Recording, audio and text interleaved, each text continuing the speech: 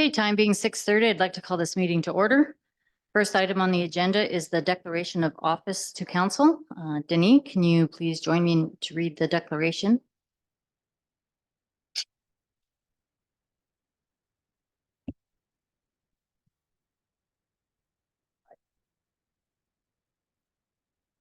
Yep.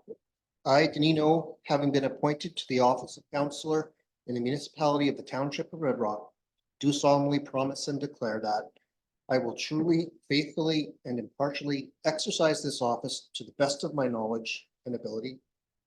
I have not received and will not receive any payment or reward or promise thereof for the exercise of this office in a biased, corrupt, or in any other improper manner. I will disclose any pecuniary interest, direct or indirect, in accordance with the Municipal Conflict of Interest Act, and I will be faithful and bear true allegiance to His Majesty King Charles III. And I make this solemn promise and declaration conscientiously, believing it to be true and knowing that it is of the same force and effect as if made under oath.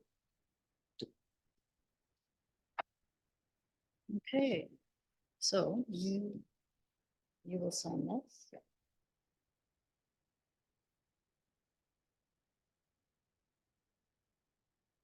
Yeah, welcome.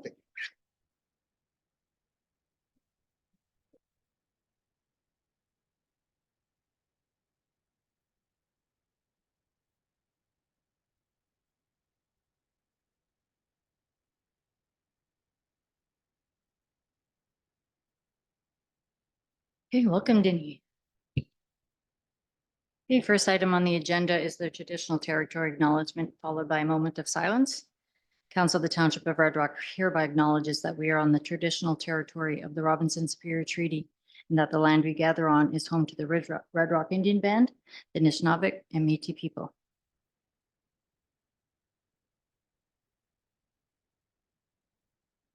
Administration advises that there are no additions to the agenda. Do any members of council wish to make amendments to the agenda? Councillor Muir. Yeah, Your Worship, I'd like to make an addition to the agenda tonight if we could, to have a motion of support sent in for the catch and release. That can be explained further, but I'd like to put a motion on the table to add that to agenda. Okay, can I have a mover and seconder for a motion to approve the agenda as amended? Councillor Smith. Councillor Nault. All in favor? Opposed? Motion's carried.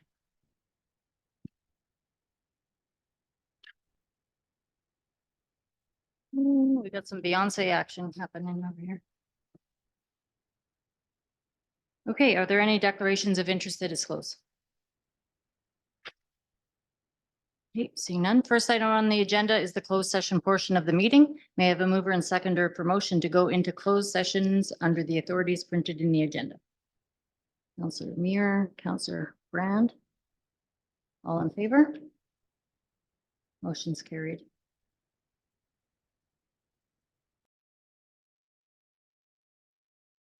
Okay, rising from closed session, the council approved the closed session minutes from the July 15th, 2024 meeting. Council discussed acquisitions of land and disposition of land and matters relating to an identifiable individual. We did not complete in closed session, so we will be going into in closed at the end of the meeting. Okay, time being 7 p.m. Tonight we have a delegation from Mrs. Pandy, who'd like to request to speak on the speed bumps on the boulevard. So if you'd like to come up. Yeah. That's okay. Yep, you can sit down. Sure.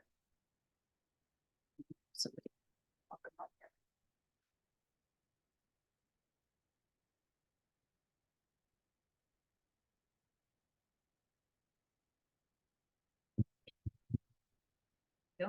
No, you don't have to yell. Okay.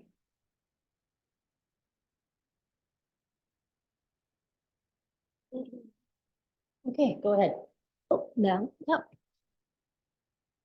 Can I stand? I'm back really hurts. I'm not sure if you push this up. I can see. Well, I took a drive this afternoon about 4:30, 5 o'clock down White Road, and I'm very pleased to see the bump things are gone. Thank you. That was really my concern, but I was told that they are going to be putting them on Rankin or down by the garage. Is that still true? So there's been no discussion that they were going on Rankin. The discussion was that they're speeding on Rankin Street. Oh, okay. Yeah. So that they're not thinking about doing that, right? Okay. Well, other than that, thank you all. Thank you very much. The only thing is, the other letter you said you would read for me and answer. Can I go? You want to just press that button? Push buttons. Thank you. Okay, so Mrs. Pandy had submitted a letter. You can take your seat, sure. And it was addressed to me, but she sent one individually to all of council. So I did call Mrs. Pandy up and we discussed her letter. She was very appreciative of my phone call and all the answers that I provided her. So I'll just give a quick review of what she asked. First was the selection of council, how we select a councillor. And I had stated that in the past 6 years, we followed the same practice, that there is only certain guidelines that we need to follow. And we have been consistent in selecting, going through that process. Also, statements on, she feels that somebody should live in the township for more than 5 years, all of that. Unfortunately, we don't have a say in that. As long as you're a Canadian citizen, you're over the age of 18, and you live in a municipality where you pay rent or you show ownership that you pay bills, you're allowed to run for any sort of government. So I know that is some people, you know, could just move into a township and they can run for council, but that is their right, and we don't have any say in that. Another question was about the speed bumps. So she did come and address that. Yep. And another one was to do with the financial discussion that happened at the town hall. There is some discussion tonight later on, so that will be brought up then.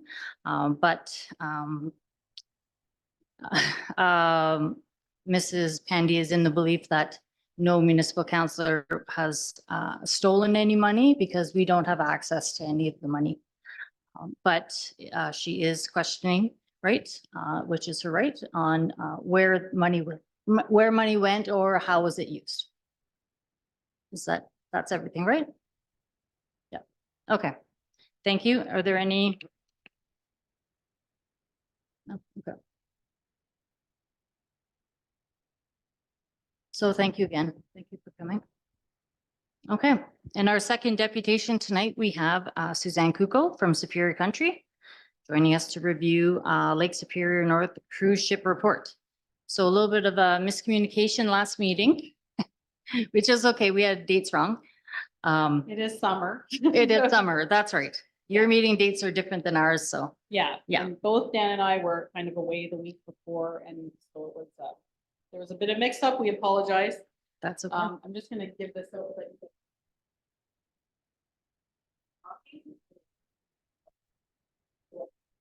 Yep. No, that's great. Thank you. That's not my report, but it is, it's something I'm gonna be talking about in the report. All right, so thanks for granting this delegation. So I've visited, actually, other communities as well too, and for the most part, they've just wanted me to go through the report. If that's what you guys would like me to do, then I can do that. Is that all right? Yeah. Okay. So we put this report together back in June. We'll start with the background. So in 2022, Tourism Thunder Bay welcomed, as you guys know, expedition cruise ships to the area for the first time. I believe Red Rock did welcome a cruise ship, I think, what, 15 maybe 20 years ago now. I think it was before my time in the area. So this is the first time since then that cruise ships have been coming back to the area. And it was a very positive experience, as everyone's probably heard in the news. They've, doubled and tripled the cruise ships coming into Thunder Bay. So Superior Country kind of recognized that there's a potential for that target to sort of move up the North Shore and bring more business and visits up to the North Shore and expand that market. So we went to Parks Canada and asked them for some money, as many of us do. And they gave us some money to embark on the development of a Lake Superior North Shore cruise ship readiness plan. So as this readiness plan was being developed, the cruise ships had decided that they were going to be coming. So we were kind of getting ready as Viking decided they were going to be coming here in 2023. So the plan was completed in December 2022, and it's intended, we are continuing to use it. It's serving as a practical resource for attracting and hosting cruise ships in the Lake Superior North Shore region from Silver Islet to Marathon. So the plan did recommend that Superior Country be the entity in the region to attract and service cruise ships that are coming up the North Shore. So in Thunder Bay, it's Tourism Thunder Bay that kind of communicates with the cruise ships, but there's also private companies like Embark. It's not a nonprofit, it's a private company. They do that kind of thing up there, but here they do other things as well to supplement their business, but here there's just not enough business for like an entity on its own to be doing that. So that's why the plan recommended that we add that onto our tasks. So we did accept that happily, because it's pretty cool and exciting to be doing that for our area. And so as part of the plan, myself, who I'm the North Shore Tourism Coordinator for Superior Country, we've facilitated the coastal communities and organizations along the North Shore to complete the process of attaining security clearance, which is something that you require in order to welcome international cruise ships. So Red Rock clearly has been secured. Even like communities like Nipigon and Scriber who don't have cruise ships coming, we did make sure that they had that clearance as well, so that they're ready to roll. We have been told that it's a free service now with Transport Canada, but we've been told that they're going to start charging for it. So we made sure everyone's kind of in sync with that moving forward. Okay, so the familiarization tours, some of you might remember back in July of 2022, Ashley Davis was a key part of that as well, your CDO here. And Superior Country assisted the Great Lakes Cruise Association in having a familiarization tour. You're doing a little Beyonce back there. Familiarization tour for excursion planners from 6 different cruise companies. So 2 of those companies, that was a couple years ago now, but 2 of those cruise companies are now returning to the region. And as most of you know, Ponant will be coming here in about a month. That's coming up soon.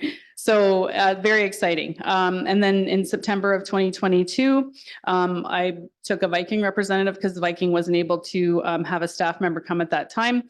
And they have, as you know, been returning to the area coming to the area since 2023 last year. They've already booked their times a couple times for next year as well. I'm not sure. Right now, they're only interested in going to Battle Island, but we are always promoting all of our communities all the time. They're always looking for new and exciting experiences to offer their guests, all the cruise lines. So trying to keep things fresh. So it's not the end of the world that all the cruise ships aren't immediately coming to our coastal communities, because they will be looking to eventually. So it's a good thing. Let's see if I skipped something there. Okay. And so we also, what we did through the implementation of that plan was we had a branding kit developed.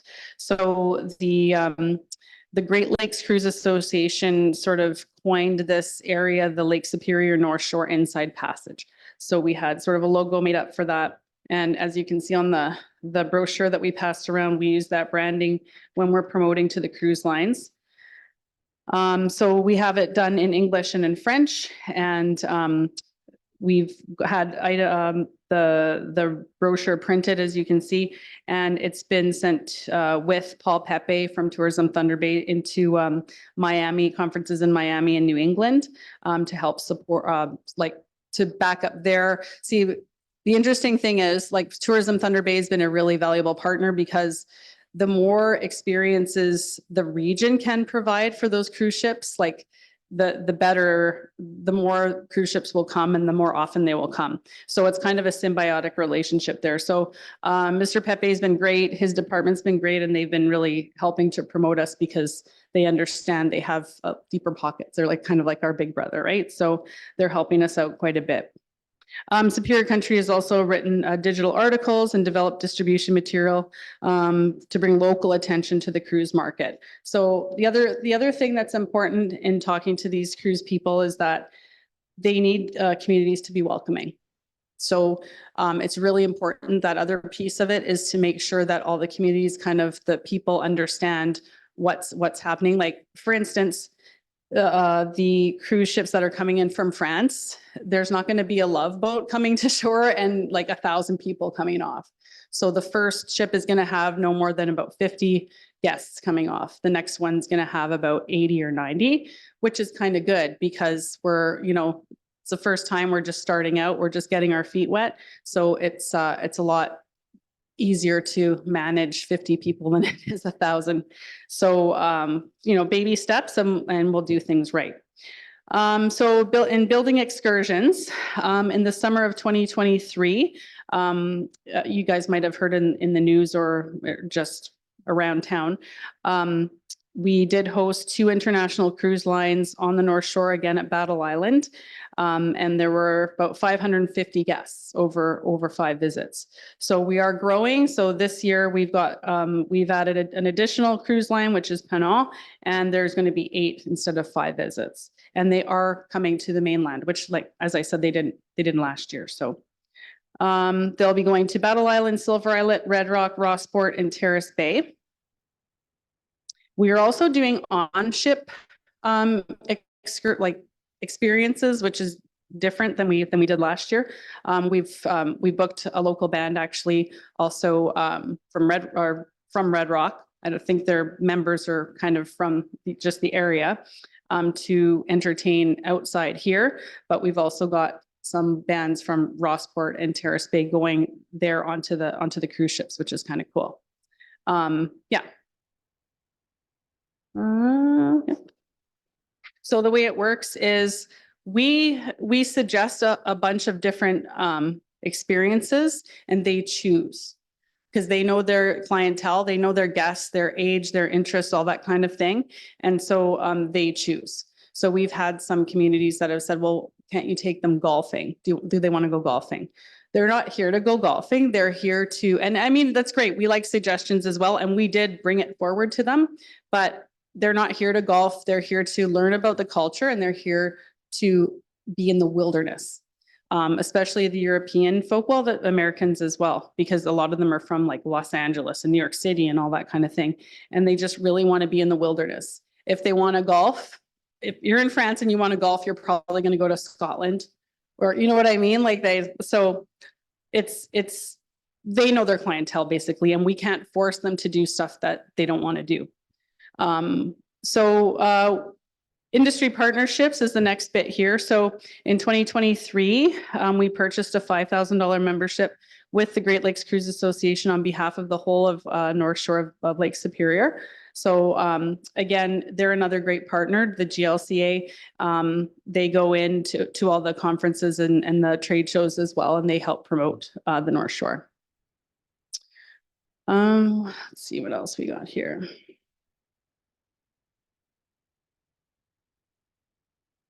Yeah, so like I said, Thunder Bay has been an incredible partner. Same with the GLCA. We're also part of a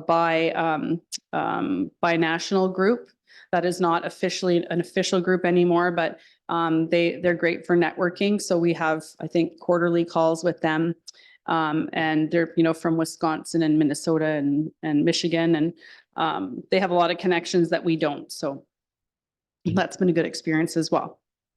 So as everybody may or may not know, Superior Country receives no operating funding from the government. We operate based on the advertising that we do through our Lake Superior North Shore or Lake Superior Circle Tour Guide, as well as our membership base. So in order to do this work with the cruise ships, we've developed, and this is through the implementation of the plan, this was suggested through the plan, for us to do like an agency fee deal where we take 20% from security fees and from per head fees and from all the different experiences that we do, and that's industry standard for excursion planners. So that assists us to keep doing what we're doing. And again, we have to hustle in order to continue getting cruise ships through here. And the model has worked well, and it also provides the people that we hire a quick pay, because it's very confusing. Just ask Dan, the invoicing process with these folks, because they're an international company and they have people all over the world. It's crazy. And so sometimes they won't pay us for about 12 weeks. And when you're hiring, Chantel from Sweet Treats to provide cakes, she needs to be paid within a week or two, right? So it also provides our operators to be able to be paid in a good time, because we have the cash flow to do that. So that is a report. And if anyone has any questions, I'd be happy to answer. Are there any questions? Councillor Muir? Yeah. Suzanne, how far are the cruise ships coming into the bay? Have this been figured out yet? That I don't know. I'm sure they have figured that out. I actually had a meeting with my contact up on, but he's last week and asked him that, because I do get asked that a lot from all the communities. Where are they going to be? I don't know if you'll be able to see the cruise ship from here. Okay. I'm not sure, but I think it's a smaller cruise ship than other ones. Right. So I did put the question out to the McLean Kennedy, they're called. They're kind of like the technical agency that figures all that kind of thing out. So when I find out whereabouts they'll be, I'll let everybody know. All right, sounds good. Thanks. Yeah. Any other questions or comments? No, besides me brushing up on my French, is what you suggested. Anyone who speaks French, yeah, come on down during the times that the cruise ships are coming, because they apparently really like to talk to local people and would, of course, appreciate French speaking people too. So. And the dates are September 11th and Yeah. the 17th. I knew I would get asked those questions, so I'm going to have these right in front of me here. Yeah. So basically they're here, they're in the area between the 10th, September 10th, all the way to the 18th. So in Red Rock, they're going to be on September 11th, between sort of 8 a.m. to 2 p.m.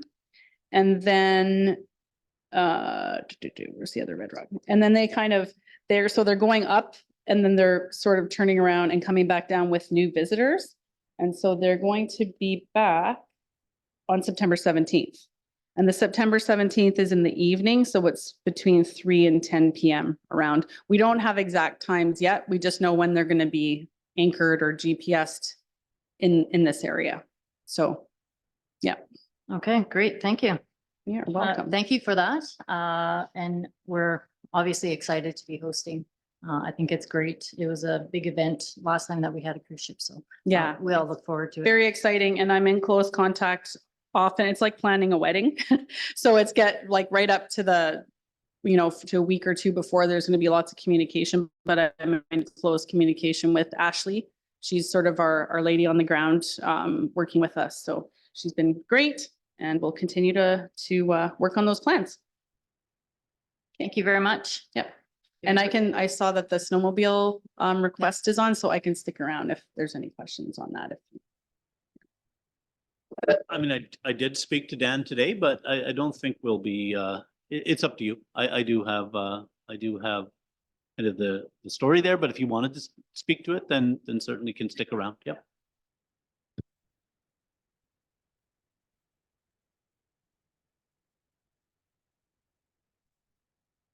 Okay. Mrs. Bandy, are you doing okay over there? You don't have to stay if you don't want to. I know the chairs aren't that comfortable. I just want you to know that.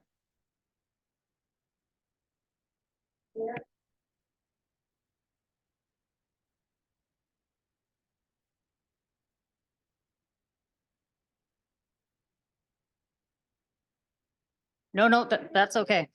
Technology sometimes just gets the best of us. Yeah. Thank you. Have a good night. Okay, the open session minutes are at the last regular meeting, July 15th, are at items 5.1 on the agenda. Are there any errors or omissions to note in the minutes? Councillor Muir? Yeah, I just noted one typo that just can be, I'm just trying to find what page it's on. 9-1, Councillor Gladden. It's in there, that's it. Just needs to be amended. I don't know who seconded that.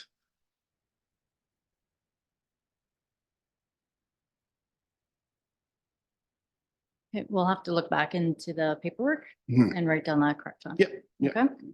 Sure. Okay, can I have a mover and seconder for motion to approve the minutes with the amended at 9.1? Councillor Brand.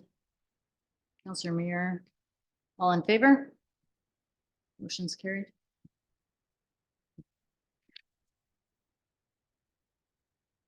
So anyone watching, the AC is down today, so we have fans blowing. So if papers go flying or lights are all moving, that is the reason why.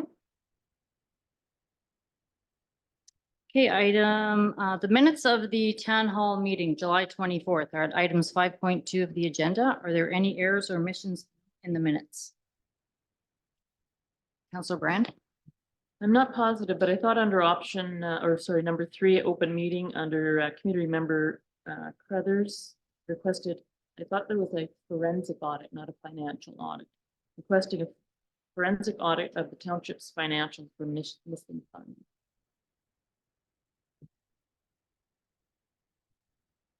Okay, we can make a note of that. I believe you said both. Yeah, I mean, certainly, I mean, we can amend that if that's the will of council. And we can speak to the summary later, but if that's the direction or the will, then we can amend that. Yep. Any other errors or omissions? Okay, can I have a mover and seconder for motion to approve the minutes with the amendment at items 5.2? Councillor Brand. Councillor Smith. All in favor? Motion's carried.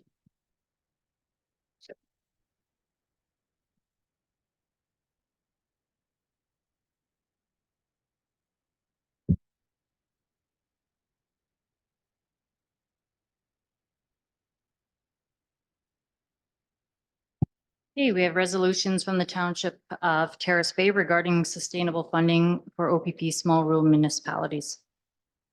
Is there a mover and seconder for motion to support correspondence from the Township of Terrace Bay regarding sustainable funding for OPP small rural municipalities?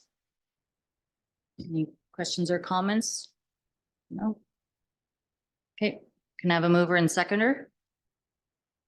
Councillor Muir. Councillor Brand. All in favor? Motion's carried. Okay, item 6.2, information purposes only regarding the minutes from the Thunder Bay DSAB meeting on June 20th. Do members of council have any remarks on this item?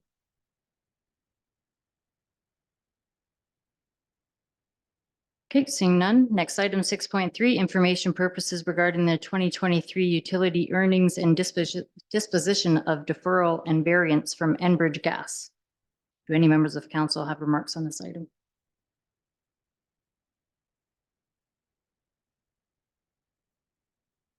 Seeing none. 6.4, information purposes from DSAB on the 2024 AMO conference briefing. Do any members of council have any remarks on this item?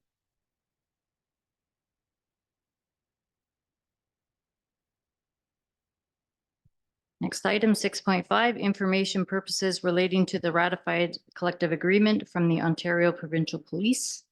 Do any members of council have any remarks on this item?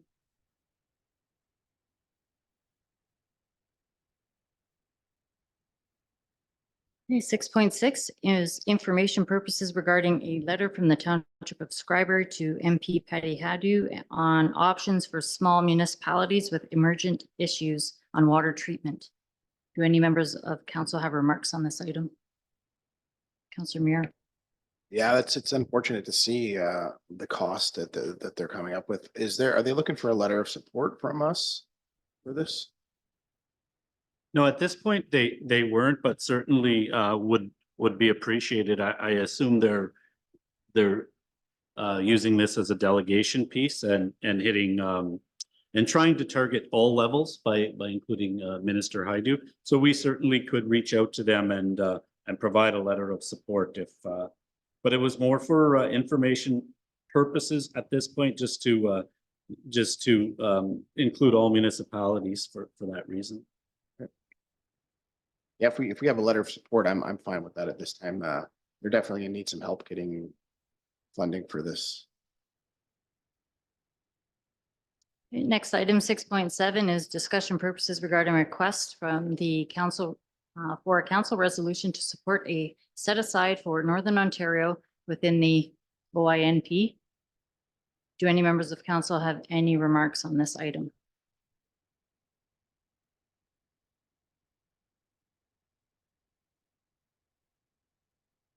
Okay, I'll read the resolution. Is there a mover and seconder for motion to support a set aside for Northern Ontario with the OINP?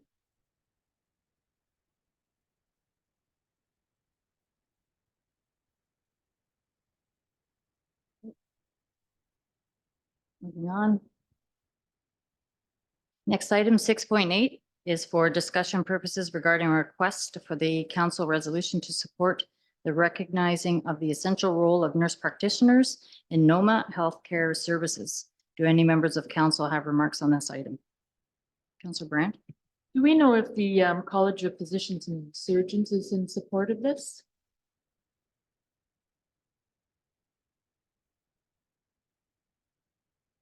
I don't have that information.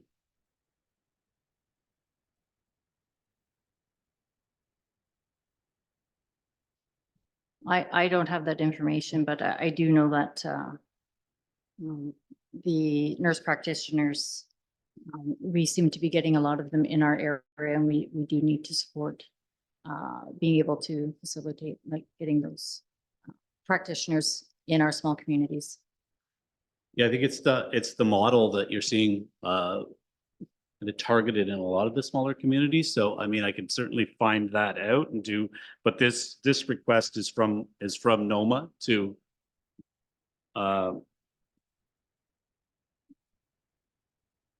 support.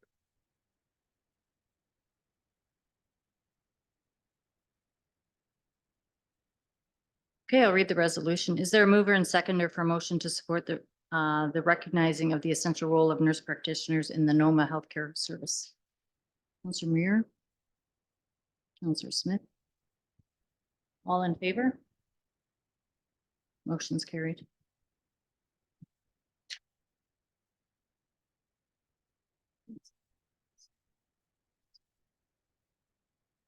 Okay, 6.9 is for discussion purposes regarding Superior Country's requests for a contribution of $1,000 for a Lake Superior Regional Snowmobiling feasibility study.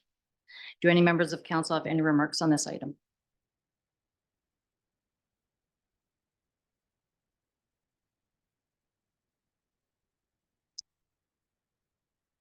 No, I'm just going to say that we used to have a lot of avid snowmobilers in our communities because we don't have green trails or a lot of the trails. People do travel way out of town. I have family members that travel to the States and also Timmins and up in that area because they have great trails and stuff like that. So anyways, that is something like, I'm sure we all notice that. We've heard people talk about that. Okay, motion. Is there a motion? Is there a mover and seconder for motion to support? Oh, wrong one, sorry. Is there a mover and seconder for motion to approve a $1,000 contribution to Superior Country for a Lake Superior Regional Snowmobiling Feasibility Study? Counselor Smith. Counselor No. All in favor? Motion is carried.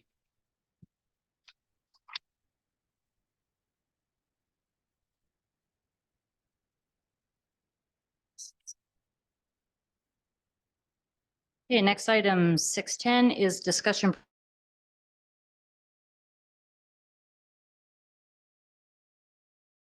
Do any members of council have any remarks on this item? Councilor Muir? Yeah, we donate to this one every year. I'd still like to contribute to it for sure. It's a great local event. And our donations have been standard at $250. Okay, so is there a mover and seconder for motion to approve a donation of $250 to the Red Rock Indian Band's 16th Annual Salmon Derby? Councilor Brand, Councilor Muir, all in favor? Motion's carried.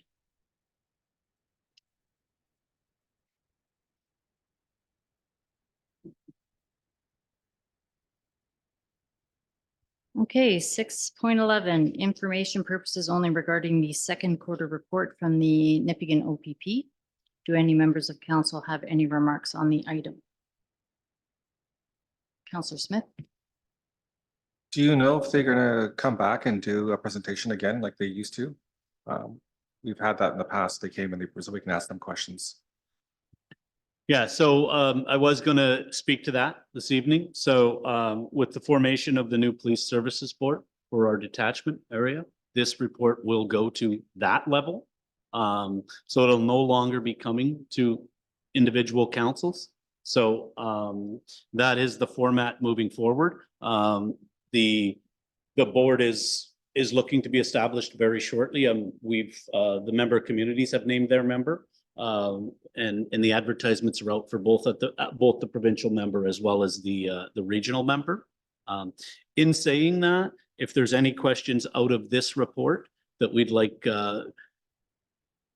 Sergeant Moskal to speak to before that process, he can certainly do that. But moving forward, this report will go in at that level and will no longer be coming to the municipal level. It can still come to the municipal table and we can draw questions from that, but the process is changing in that with that format. Is why they're not here to present this evening.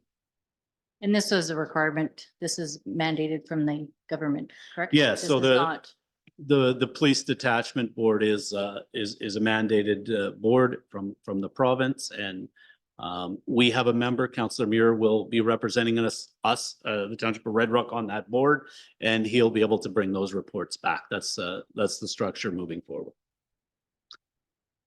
Samir? I do want to acknowledge though that I did, when I did read the report, I did make an error when I read the report, the ride programs versus speeding tickets in the last one. So I do want to acknowledge that I did incorrectly read the report at some point in time. I made a comment saying that there were speeding tickets on the road. I did incorrectly read this report, so I do apologize for that. And again, I guess the final piece to that is if there is individual targeted questions that council has based on Red Rock as an individual community, then we can certainly reach out to me and I can reach out to Sergeant Moskal, and he'll answer those individual questions per community as well.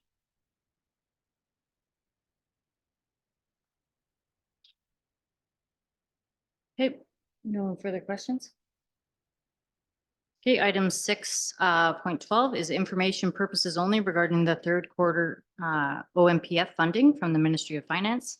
Do any members of council have any remarks on this item? Besides, this funding has stayed stagnant for many, many years.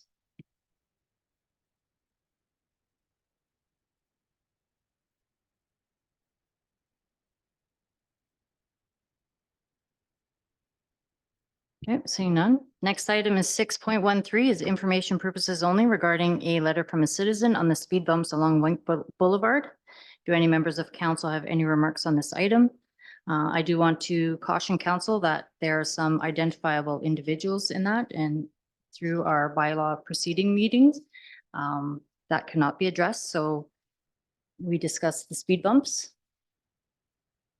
Okay, just Counselor Smith.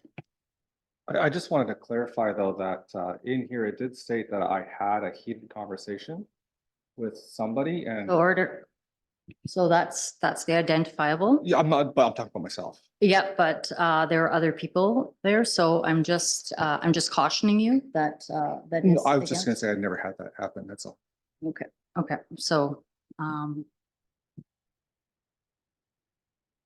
okay, I also, Mayor Robinson, we will discuss speed bumps as part of my report later on as well. So I mean, that discussion, I mean, it was brought up obviously in a delegation this evening as well as in a letter, and we can certainly provide a discussion on that in my report as well.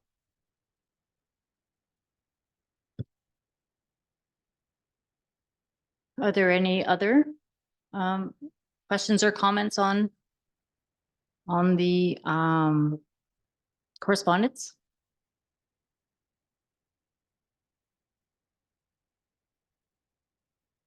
Okay, seeing none. Next item, 8.1 is a report from the Community Development Officer. I'm assuming, Mark, you're going to field any questions? Yeah, unfortunately, Ashley wasn't feeling great at the end of the day.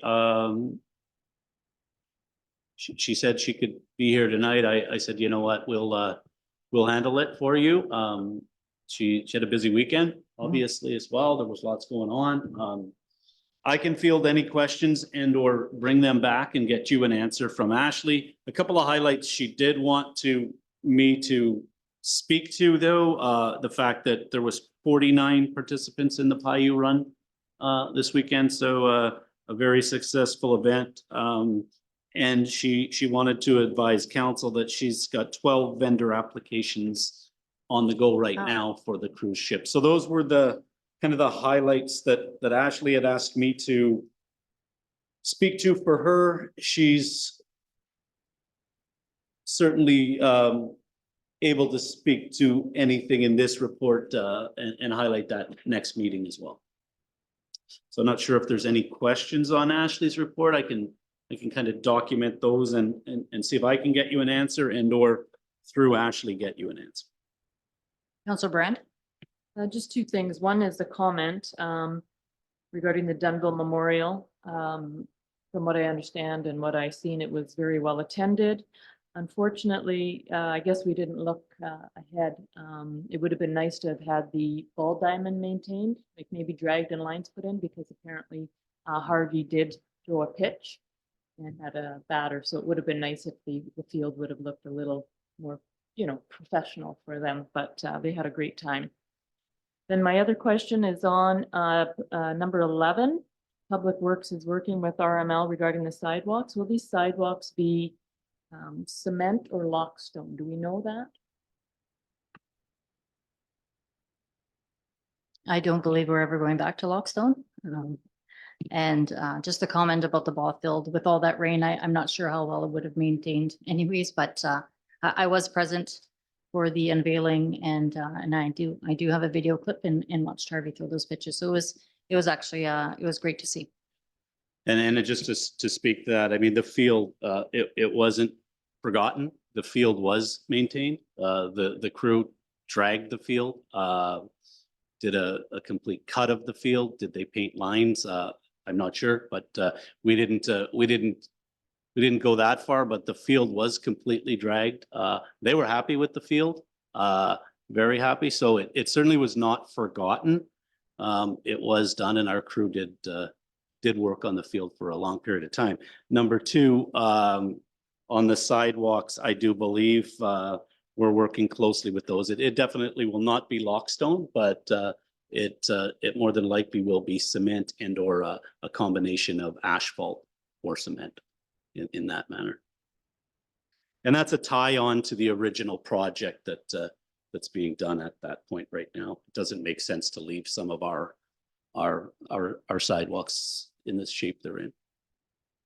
Councillor Muir? Just with regard to RV park, I'm wondering if we could get that back on the agenda here, kind of. I'd like to talk about it a little more at the next council meeting if we could. Just it's one of those things I think it's gotta kind of be bumped up on our priority list. And the second thing, during the Paiute Mountain Run, the winter this year, I've honestly never seen anyone run that fast in my life. It was fast. On the way down too, there was no slowing down. It was pretty good this year watching it. Any other questions or comments on Ashley's report? Yeah, I think just to summarize that we'll certainly put the RV park if that's the will of council. Ashley and I have a meeting tomorrow to kind of go through some of the next priorities to bring to council. We're wrapping up a lot of existing projects. Obviously, we'll be finishing our recreation center project very shortly. So in 3 short years, we've undertook a lot of projects that were pre-existing at the time that our team took over. So I mean, we'll bring a recommendation to council where we can go, or where we suggest you go with that, remembering that that we just took on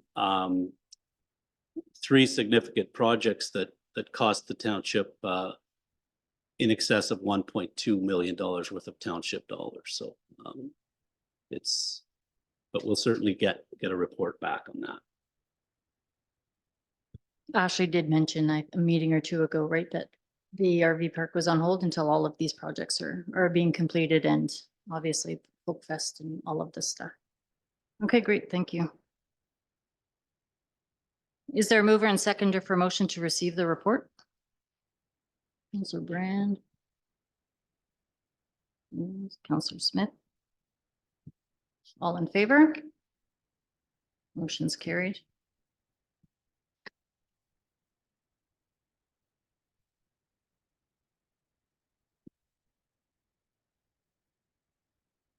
Okay, next item on the report is the administrative activities. So that's Mark's report. Maybe if you want to give an update on the direction and discussion portion.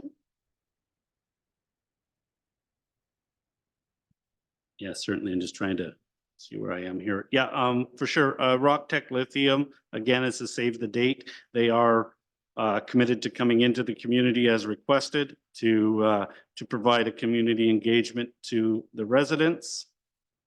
That is September 18th. Water pollution control plant grand opening. We're in the process of putting that plan together now. It is taking place August 27th. Sorry, at 1 p.m. And again, plans are in place now where we have representatives from the province as well as the federal government here in Red Rock. We're expecting a good turnout, and that is scheduled for August 27th at 1 p.m. Again, the AMO conference I will be attending. That's this coming Sunday or till Tuesday.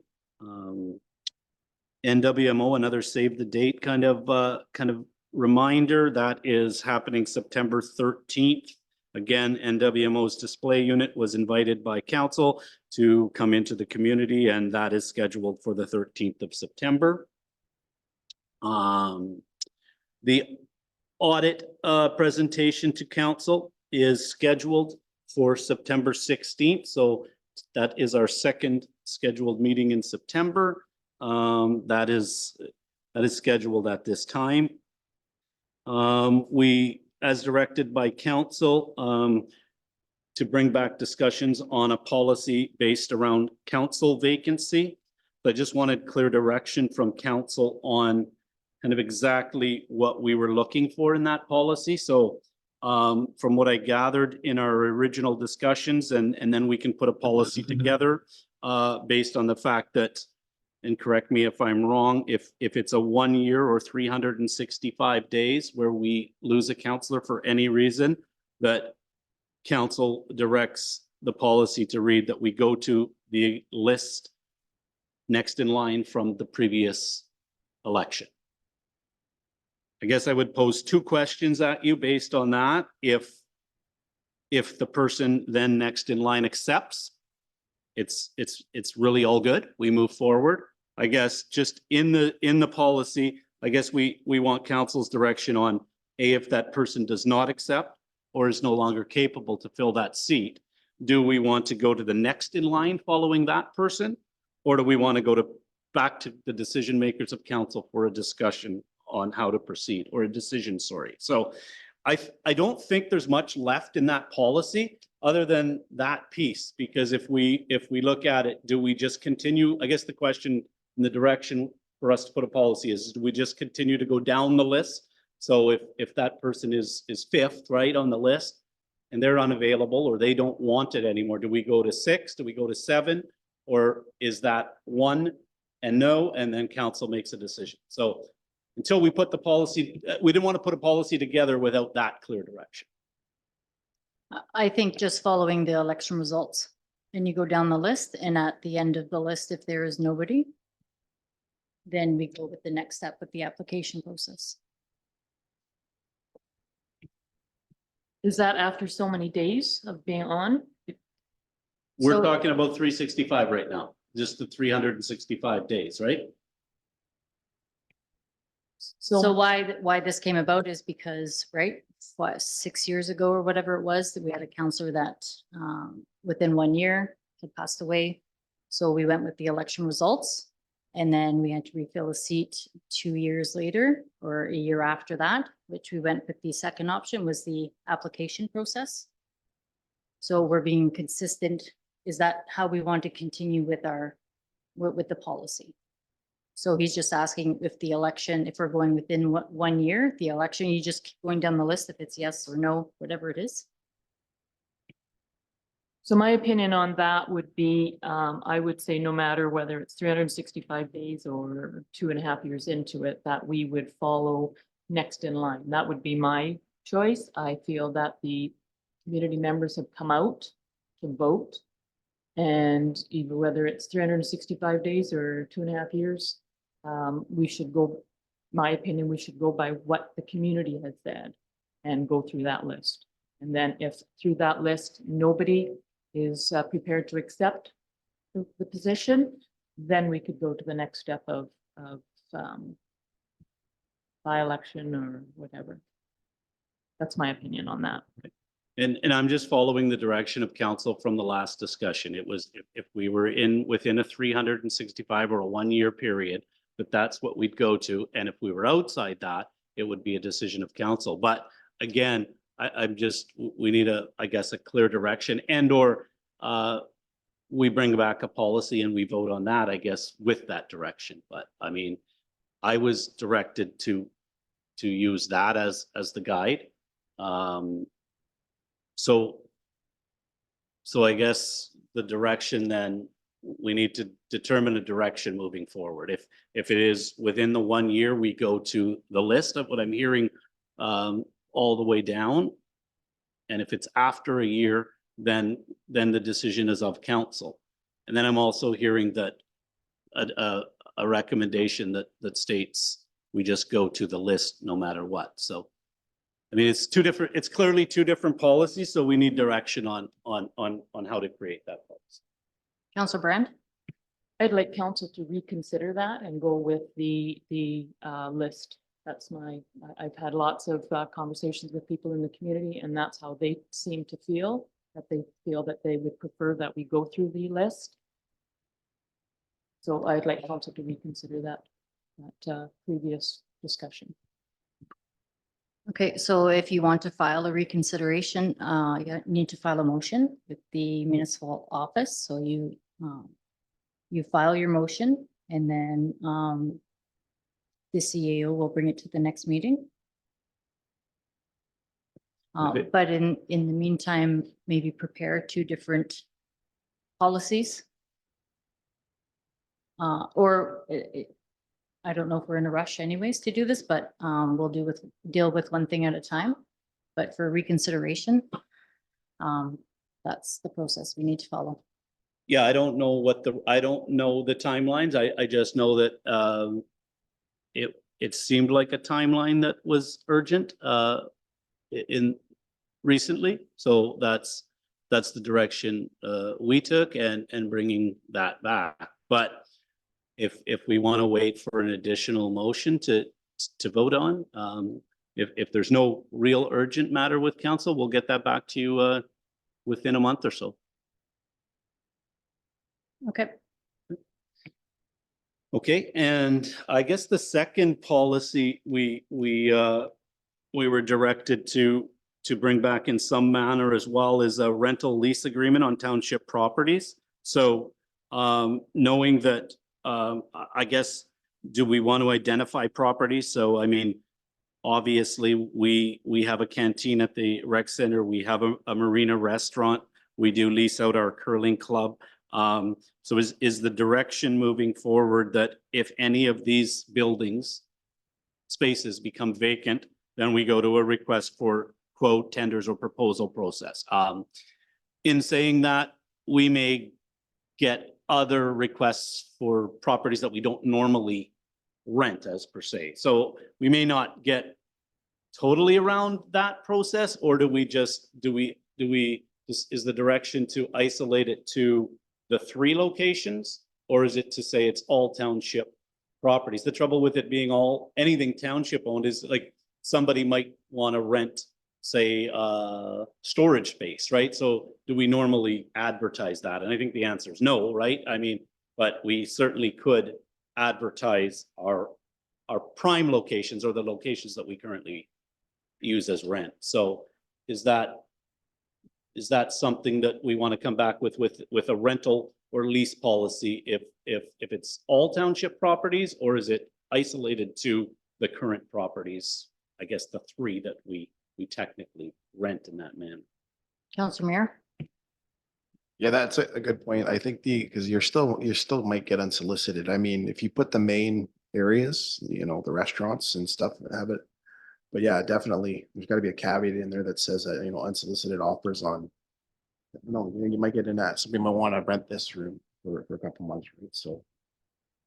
Well, I mean, an example would be at one time we had somebody wanting to rent storage space in the basement of our main municipal building for 3 months or something like that, right? Like, like that is kind of a different situation, right? I see our 3 main kind of spaces or rental spaces being those 3, and if any of them become vacant now, then we have a policy that states that they get listed as a request for quotation, request for tender, request for proposal, however that is written up. But it's just a policy we would follow.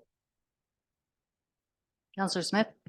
Would it make sense for any commercial space to do that? To have if you want to have some verbiage in there, say, any commercial space, which would be the restaurant or whatever, becomes vacant, then go that route? Because is that storage unit a commercial space, or is that just? No, it's nothing that we would normally advertise, right? So yeah, you could word it that way for sure. I mean, commercial space, remembering that, I mean, even though we had that, I mean, even currently with locations that may be occupied, there's a lot of times we get unsolicited calls, right? If for example, if that place becomes vacant, et cetera, right? So there's still the opportunity to, I mean, if I get if one location became vacant and,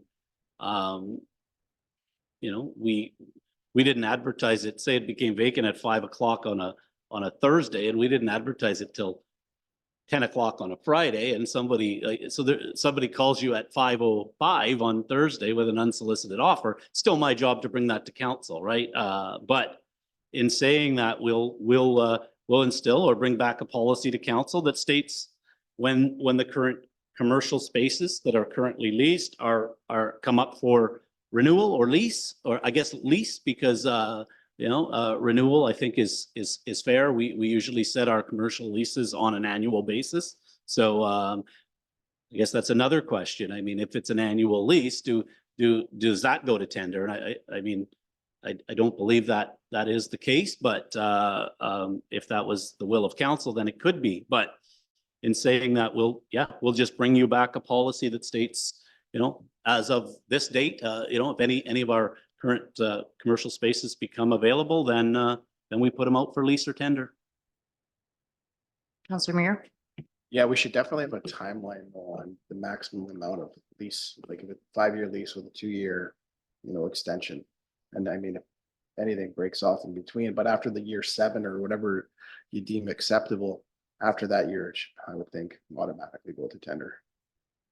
Yeah, and we usually do set our commercial leases based on a legal opinion for an annual basis with a renewal option, right? So what we do is we'll set ours.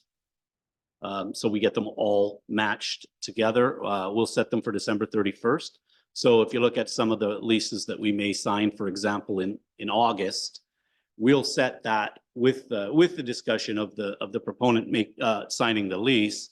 We'll normally set that first lease to be, say, for example, 17 months, right? So that it doesn't expire in 4 months, in December 31st of this year, but it expires. And then after that, they'll continue on an annual renewal. So Past practice for the restaurants.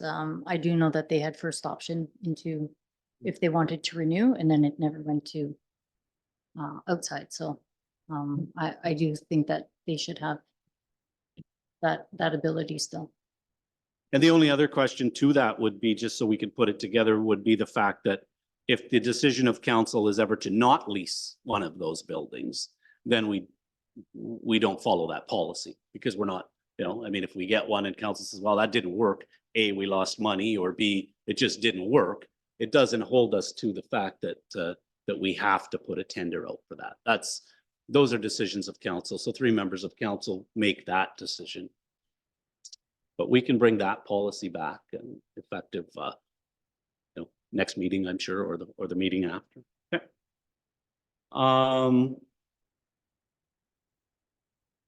Thunder Bay District Social Service Administration Board, new member, Councillor Nault is signed up.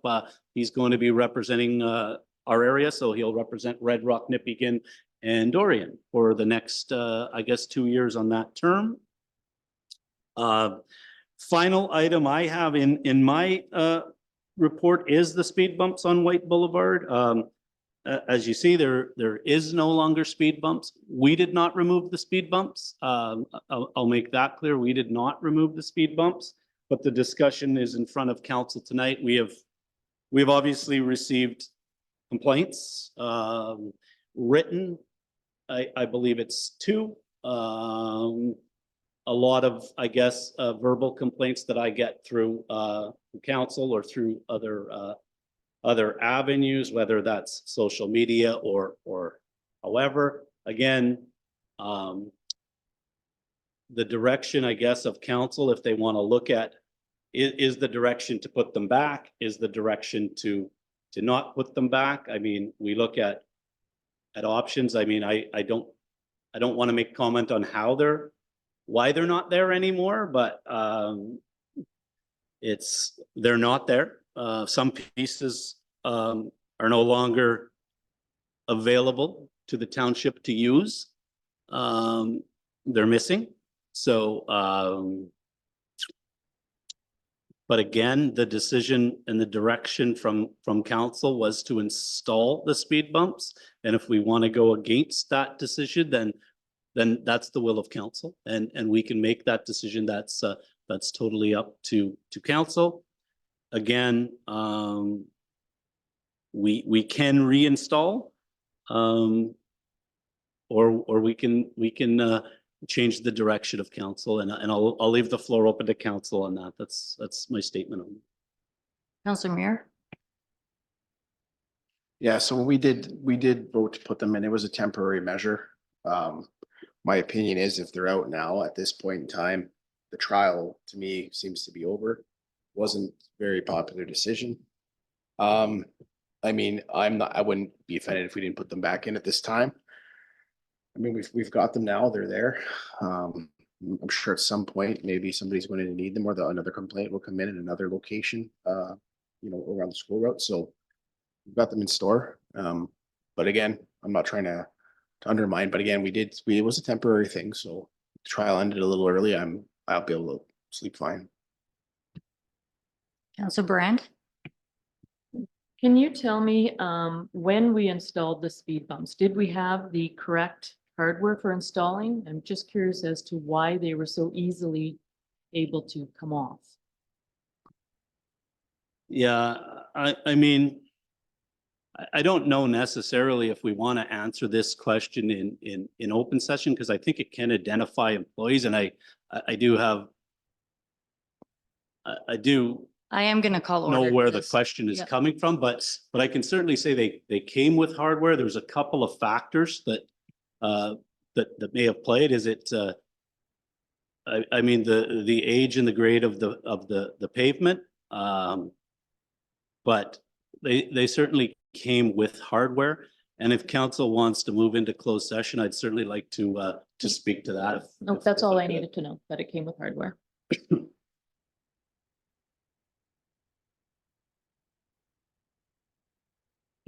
Councillor Smith? No, I agree with Councillor Muir. It was again, a temporary thing that we wanted to try. It was cheaper than some of the other options that were in front of us. And, you know, people don't like them, totally fine with that. So I'm totally fine. Councillor Brand? So if we are in the future going to consider this, I would suggest maybe we read this article. Okay, And we're just going to speak to the speed bumps. that's what I'm speaking to. Because there are other options of speed bumps compared to speed humps. And perhaps that if we are. Okay, Do so you want me what, to- do you want me to address it in the town hall meeting then, document? so, so we're talking about the speed bumps that we have applied. And is there going to be any future? Again, I'm just trying to follow the rules of our meeting, okay? Like, we can't bring in anything that's new. Okay, okay, so, okay, Councillor Brand? So yes, I agree with Councillor Smith and Councillor Muir that we did try. We didn't do, I don't feel we did our best in investigating, but I personally would like to just kind of apologize to the community of Red Rock for not doing a little more due diligence and spending this money without having that information. Thank you.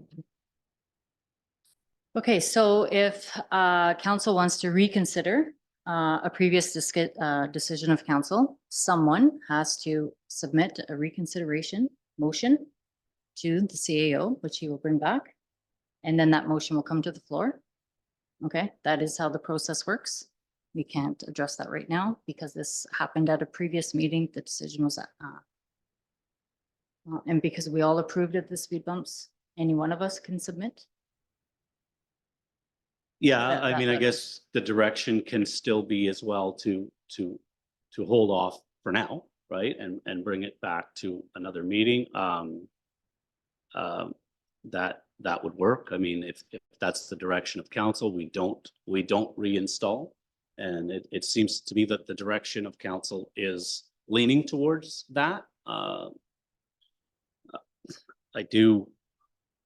Yeah, I mean, there was numerous discussions on it. I mean, yeah, sometimes things, I think the original recommendation that was for a different style, more of a center guide at that time. And I think the decision was then evolved into speed bump. So, I mean, did we get it right? I guess not. I mean, and I guess from some of the discussions, I mean, I guess then ultimately it looks like I'm owning that. So which I certainly will do if those are I mean, I'm hired to be the CAO in the community, and if the decision wasn't the right decision or enough effort wasn't put into it around council discussions, then certainly that's one I'll own. That's not a problem. The decision was council. We directed you to to provide that, the speed reduction. So, it's on all of us. That's okay. Sometimes we don't get it right. We tried, right? So we'll move on. Again, we'll have a motion come to the next, again, one of the counselors has to submit that. Okay. Counselor Smith. Can that reconsideration just be done through email to the CAO? Or does that have to be a different method? So according to the meeting bylaw, you have to write up the motion that you want yep, and you can submit it. I'm sure as a counselor, you can submit it through email. But you read it, that motion. No, because I did send an email with it, but I don't think I put the right Okay. wording in, that's all. Okay. I'm sure administration can help with the proper wording, so we get that correct. Yeah, and we'll bring it back in 2 weeks. So I mean, obviously the clear direction was to not put them back. At this point, I don't believe we can anyway. So that's fine. We'll have a motion ready to go at the next meeting and we'll go from there. That's fine. That's the direction. We won't put them back, and we'll bring that back to council. Okay, is that it for your report? Okay.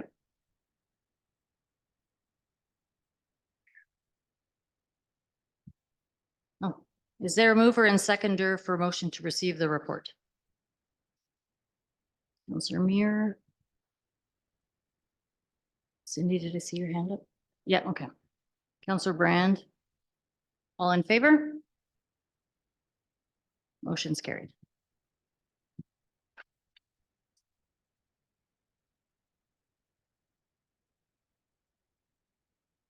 Okay, next item 8.3 is a report on the answers from the CAO relating to questions of the town hall meeting. Do any members of council have questions of Mr. Figliotti?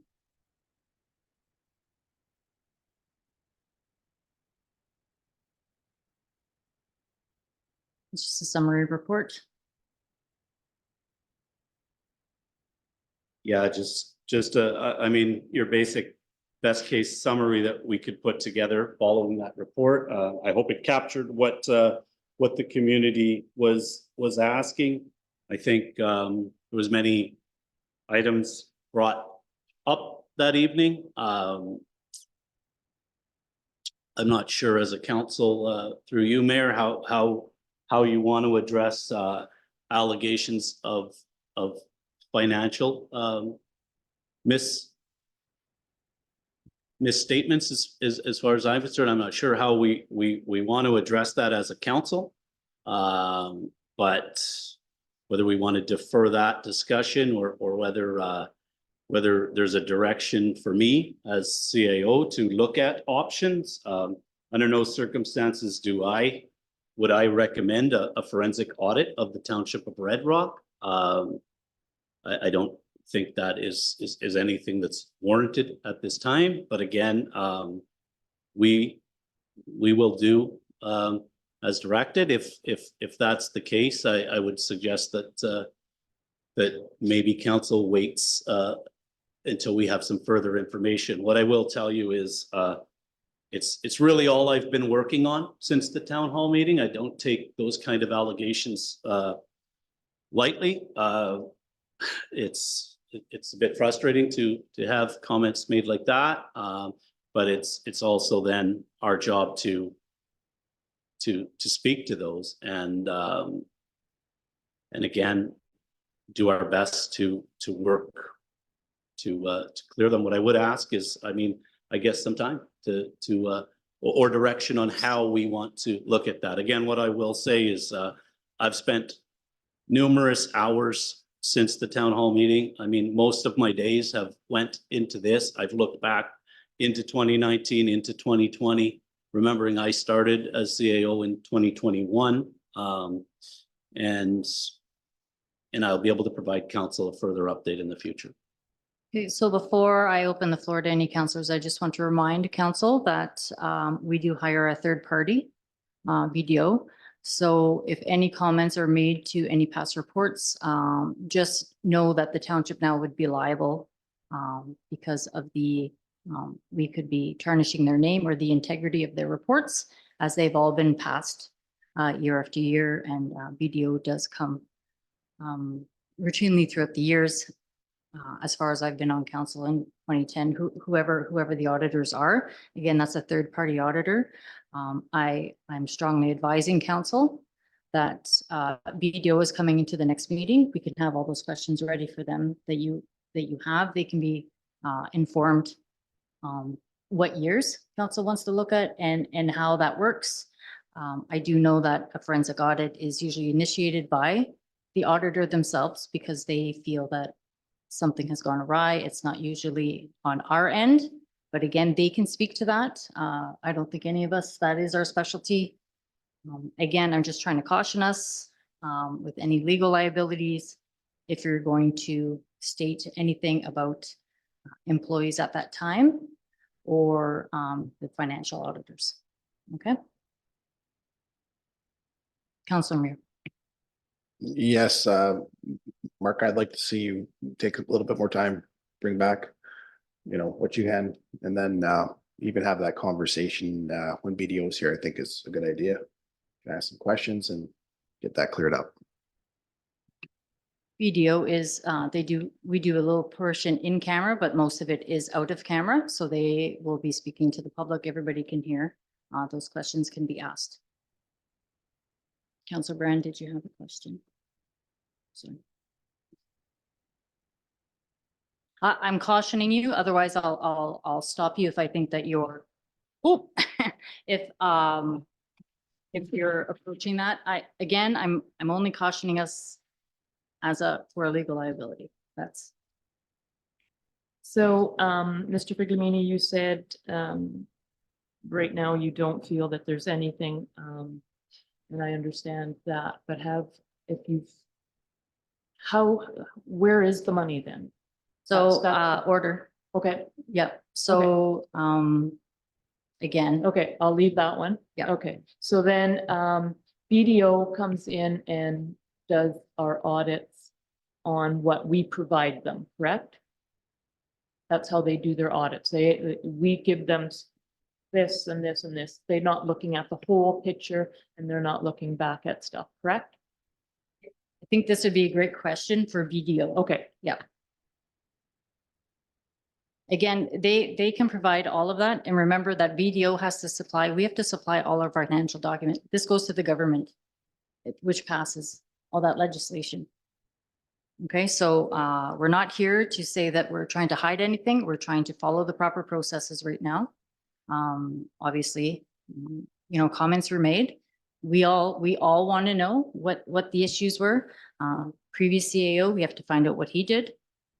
And how all of that process went. So again, I think it's just, I think that's our best practice right now, in my opinion.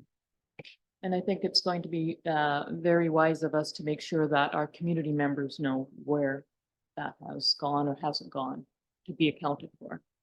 For sure, for sure. Again, like we're just trying to just caution ourselves right now. We'll wait for BDO, get all the, we have a couple more weeks to come up with some questions. And we'll have them explain as best as they can. And then we'll go from there, whatever that process is going to be.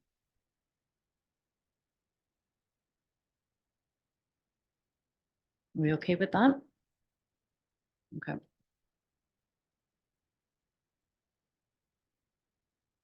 Any other questions on the town hall?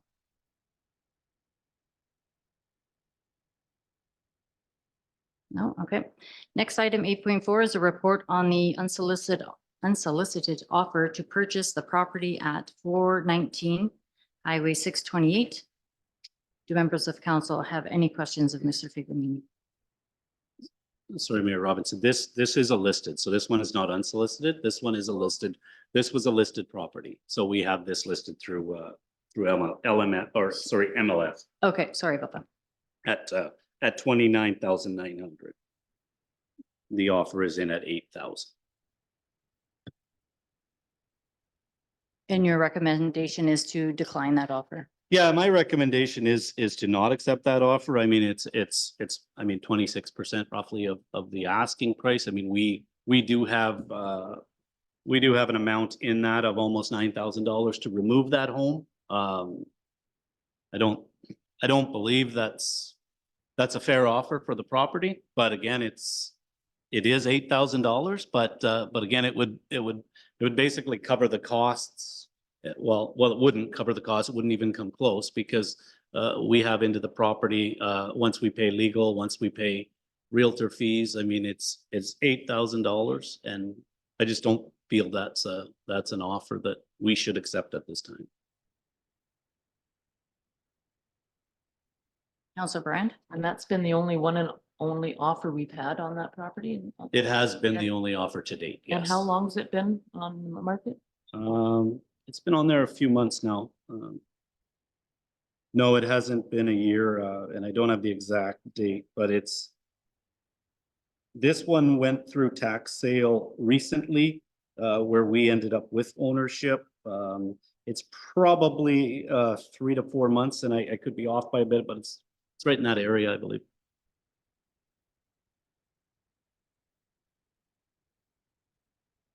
I'm not in any rush of selling that property. I do believe we should be able to get a little more out of that.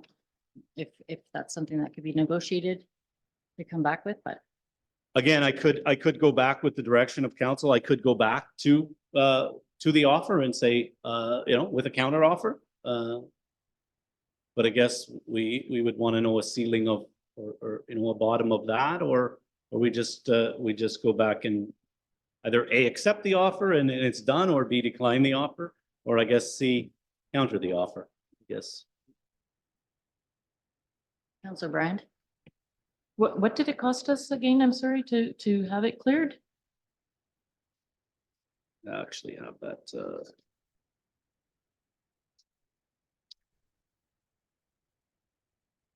It was 8,900 roughly. I have it somewhere.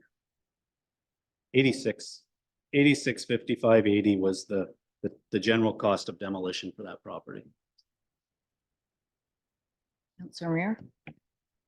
Roughly, if the property's purchased for 8,000, what would the tax assessment be on that for the year? Yeah, so it's based on, it'd be based on the assessed value of the property. That's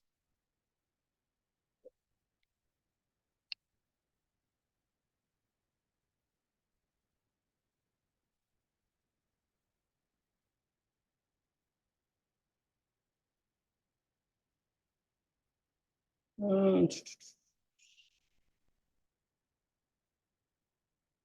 even if you use the assessed value, which was, I believe, around $18,000.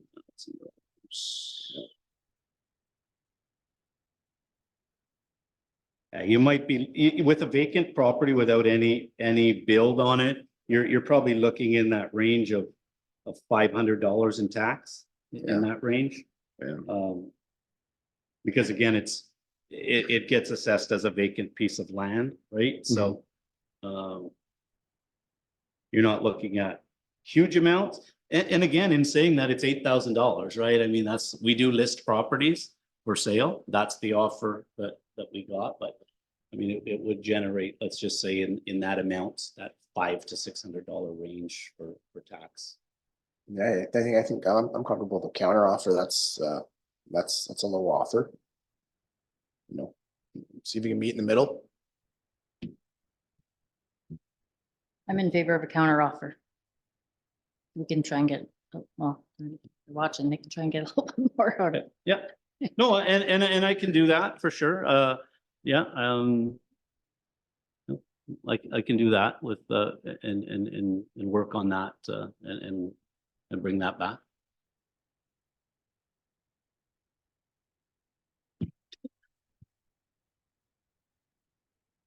Okay, next item, new business. So.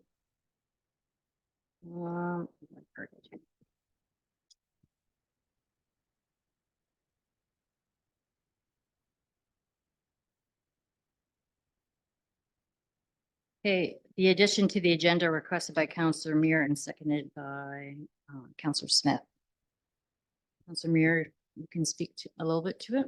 Yeah, absolutely. So, speaking with OPP, obviously they're tied up a lot of the time with the catch and release. They get an offender, they take them off the street, and then the judge allows them back out.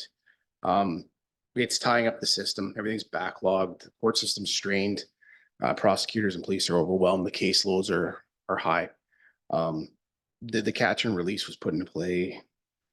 I think it was 2020 or 2021. A bill was passed. Since then, they've got documentation where there's the repeat offenders out on the street, and they're terrorizing the streets. So the OPP again, as recommended, like this is the first step here, trying to get municipalities to band together and get this up the chain. So I just want to bring this resolution to council, pass it so we can hopefully get it to the district municipal league, get it up to NOMA, get it to where it's got to go, start pushing back. Councilor Brand? Mayor Robinson, this was a late addition to the agenda, and my understanding was we were supposed to have our requests in by Wednesday so that everybody can be prepared. I really haven't had sufficient time to review this. I would like to request that this be held off until next meeting so I can review it thoroughly before a decision is made. So a motion was passed at the beginning of the meeting to accept the agenda with the amendment, and that was passed. So it is added to the agenda. It was added to the agenda, but I'm asking if we can hold off on making a decision on this until the next meeting. We weren't given ample time to review it thoroughly. I'm going to deny that request. It was at the beginning of the meeting. It was approved by council. So I'm going to read this resolution. It's quite lengthy, so have a sip of water. Where this council believes that the safety of our community and its protection from crime in all its forms is of utmost importance, whereas our taxpayer-funded judicial system exists to protect the public, who in return their tax dollars are entitled to a system that works, whereas the number of charges laid for failure to comply with court orders, primarily failure to comply with the terms of promise to appear, undertaking recognize probation order, peace bond are steadily on the rise in the province of Ontario. Whereas there is a notable increase in the number of violent offenses committed in the province of Ontario by individuals who are currently subject to release orders. Whereas the Ontario justice system is backlogged, court systems under strain, and police and prosecutors overwhelmed by their caseloads. Whereas we have a dramatic lowering of the threshold for release, resulting in violent, serious, or repeat offenders who should by rights have been reasonably detained in custody, released on supervision plans that are increasingly deficient. Whereas the general sense among the criminal population is that breaching bail conditions will not result in much by way of consequences for the offender, as evidenced by a clear pattern province-wide of unjustifiable release, a pattern which is bound to continue given insufficient resources to conduct crown bail reviews, surety bond treatment hearings, and ensure the subsequent collection of surety bond funds after judgment. Whereas a catch and release system constitutes a failure of government to perform a core function in its existence, that being the protection of public safety, and that the failure constitutes a clear and present danger to the public. Whereas the current hard drug crisis has contributed to the desperate criminal elements that is exacting insignificant financial and emotional toll on communities across Canada, where our police services are being demoralized by expending precious time and resources having to manage and repeat arrests of their habitual criminal offenders within the system that limits their ability to effectively protect the public. And whereas this ineffective follow through by our judicial system unfairly erodes the public's trust in our police services, who consequently become the target of frustrated and angry residents who feel they are no longer being protected from crime. And whereas an increased erosion of public faith and trust in our judicial system ultimately brings the administration of justice in the province of Ontario in disrepute and leads to a growing feeling amongst residents that they are no longer protected by a system perceived to prioritize the rights and freedoms of the criminals over the rights and safety of themselves and their families. And therefore it be resolved that the Township of Red Rock send a letter to the Right Honorable Justin Trudeau, Prime Minister of Canada, the Honorable Eric Larini, Minister of Justice and Attorney General of Canada, Attorney General of Ontario, Doug Downey, Ontario Solicitor General Michael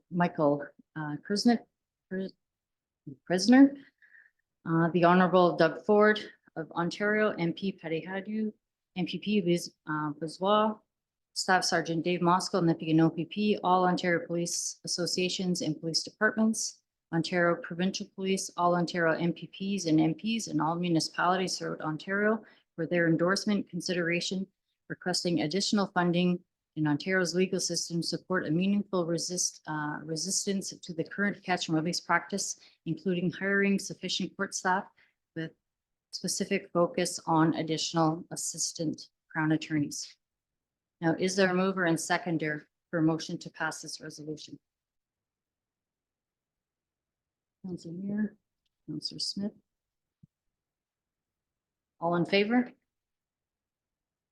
Against?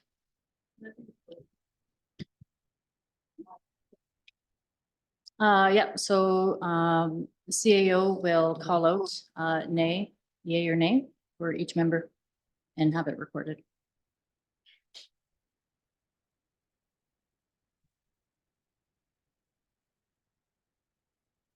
Let me finish my notes here. Councillor Null, Yay. Councillor Smith, Yay.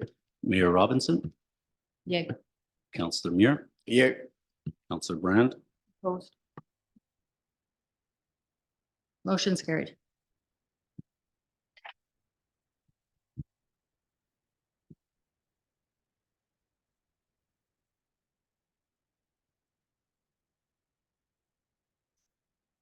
Okay, so as we did not finish closed session, we have to go back into closed session under the authorities as printed at the beginning of the agenda. Time,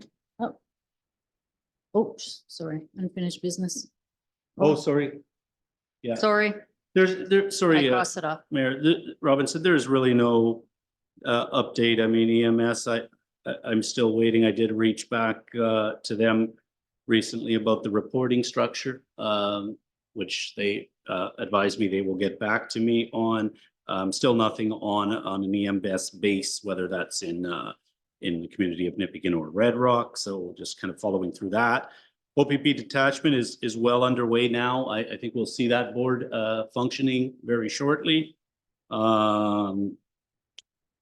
Yeah, really, I do have a meeting with M&R as well as MECP on Thursday morning. We do have an MECP inspection on our landfill. So that process is still ongoing, and everything else I really don't have an update for at this time. Councilor Mayor? I do have an update on the Red Rock Hockey and Beer Fest. So we'll be making an announcement next week for Beer Fest.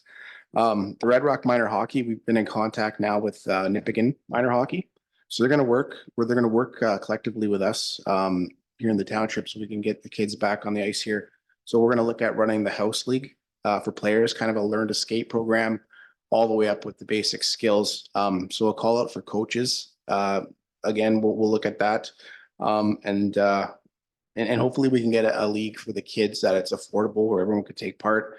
We'll do learn to skate for seniors, everything else. So it's not going to be Red Rock minor hockey. It's going to be like a grassroots kind of a thing. So I'm looking for support from council to be able to start looking into this. It would be a recreation program through the township, hopefully.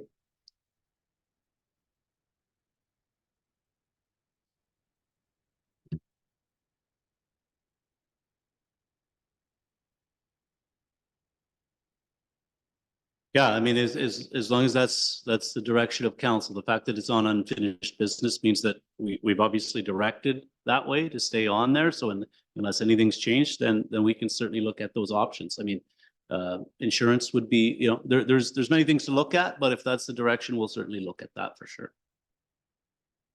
Councilor Brand?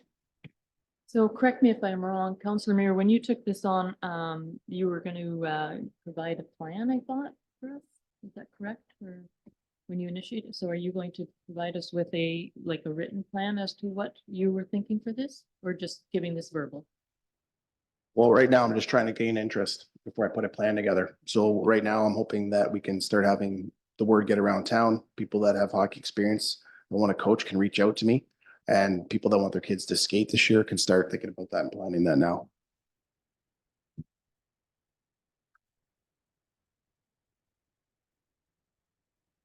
Okay, moving on. And now we'll go into closed session under the authorities as printed at the beginning of the agenda.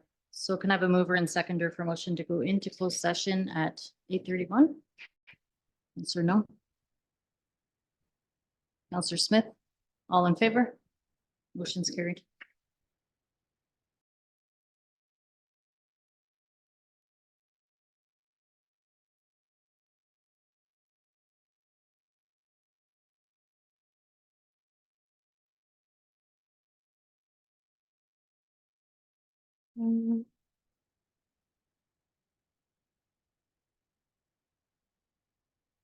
Okay, rising from closed session, council discussed employee negotiations and legal matters in closed session.